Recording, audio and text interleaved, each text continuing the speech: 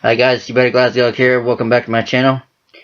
This video is going to be about the April 3rd editions of Monday Night's Raw, the Raw after SmackDown. My review is it was a little better than last week's. I am going to just go over some of the highlights. Still fast forwarded through a lot of the program, but not as much as the last week's. Started out with Roman Reigns, but I went back to him. I'm going to save that fucker till the end. So some of the highlights was the Hardy Boys. Got to see a match with them. Took on the Gallows and Owens. It was like Gallows and Andrews. Retained their title. That wasn't a bad match. Emma made her return as her heel persona. Great. She came out, stood on the announcer's table. She got a good cheer from the audience. She played her character well. Did pretty well with her moves. Kept up her persona. Did a good job. I got my notes right here. I made them at work while I was at lunch. I think the only thing I would have critiqued her on, I mean, she might get this better, maybe just because it's first day back, is ditch the "it's all about me," screaming that all the time.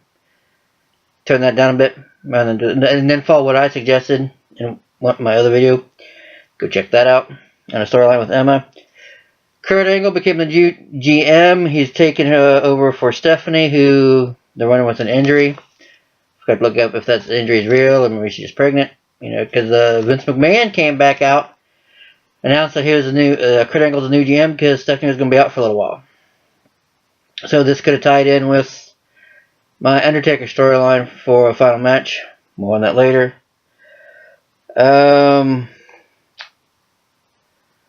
Balor returned. Finn Balor. I am not the biggest overall nerd fan on Balor. But I think he's a good athlete. But yesterday something seemed off. It was maybe a second match back. They did one. I think it was back a couple weeks ago. But something was off about Balor, or something about his entrance was way off. You could see it in his eyes, or something wrong with his eyes. It's like he wasn't either. He was high, or wasn't sure of himself, or scared. And I know some people might say, "Well, that's a character he." No, it's not. Now, had he came out in the Demon King persona, acting the way he did, okay, that would make a bit more sense. See, this is why I keep. That's like when I said with my Undertaker versus Finn Balor in a storyline for Undertaker's final match. This is why Finn Balor needs to pick a goddamn persona. He either needs to be the human or needs to be the Demon King. You need to pick one, Finn. Other than that, nothing really stuck out to me. Well, Finn Balor came back in tag match with Seth Rollins against Samoa Joe and Owens. So that match was bad. Nothing really else stuck out. The Enzo and Kaz. Well, I shouldn't knock that one. That match wasn't too bad. They took on, I believe, Cesaro and Sheamus, which Sheamus and Cesaro won. That wasn't really a bad match. The ladies 6-man tag with Emma and them coming back wasn't bad. I'd give it a good 50% of the show was okay, but god damn, they're talking too fucking much in too many hours. Oh, one more person I want to give credit to on Monday Night Raw when talking about personality, talking about Finn Balor. Yesterday on Monday Night Raw was the first time since I have seen her perform that Charlotte Flair, and I don't know what it was. I didn't see her WrestleMania performance, but I seen her on the go home match of Raw. I don't know what it was about yesterday, but yesterday was the first time I ever felt that she took on the persona of a Flair, especially a Ric Flair. I don't know if it was the robe she came out in, and the way she carried herself, and the way she acted. That was the first time in 2-3 years since I've seen her that she finally felt like a daughter of Ric Flair. She hasn't before. I've not been a fan, but it may be one time thing. We'll find out next time I see her. But that was the first time I was impressed. It's like I felt like, wow, that's Flair. Now let's go on to the big fucker in the room. So they started with Roman Reigns. They started out the chants and all that. And Roman Reigns didn't come out for like 3 minutes of the chants. They gave him like 2 or 3 minutes of chants. You know, thank you, Undertaker. And then when Roman sucks, so the Roman Reigns comes out. Of course, they're booing his ass. The motherfucker doesn't talk for. I wrote it down. I just checked it out, and I timed this son of a bitch. That motherfucker. From the time they started chanting until he got out the ring, and before he even uttered his first words, was 11 fucking minutes. That's 11 fucking minutes of dead time. Now, don't get me wrong. What they chanted, I was surprised when they let get some of the stuff get through. They chanted things from Roman sucks, asshole, fuck you, Roman, delete, because Roman was delete. And then shut the fuck up and then go away.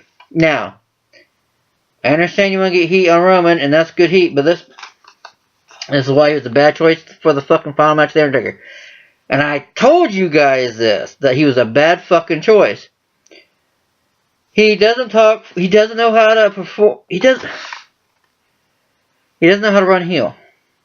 I don't think he don't know how to fucking run a heel without fucking guides with someone else, like with the Shield, other Shield people there.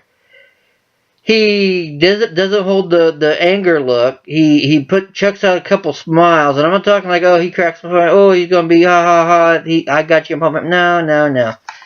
He like can't stay in character. Oh, and after the 11-minute mark, what the fuck does he say? This is my yard now, and leaves. We waited 11 fucking minutes for him to say that shit. Bullshit. This is Raw's fucking problem. They need to give this man fucking direction. He needs to know how to cut a promo. If he was smart, what he should have done was use the crowd and control them more. He had plenty of opportunity there to control the crowd. He had plenty of opportunity to shut me the fuck up about not being able to cut a goddamn promo. He should have used the crowd seat, and I wrote it. He should have said something like, not just this is my, we're going to use that. What he could have said was, told the crowd, he should have told the crowd to shut the fuck up. Well, I'm sure they wouldn't let him say shut the fuck up. He said, told them to shut up. Like most heels do. And then he could say, you know what? I beat The Undertaker, and I put him out to pasture. And I don't care what you people think. You can boo me. You can tell me, get the hell out. I'm not going anywhere. And then he can finally say, you know why? Because this is my yard now. And you all can kiss my ass. And then walk out. That's control.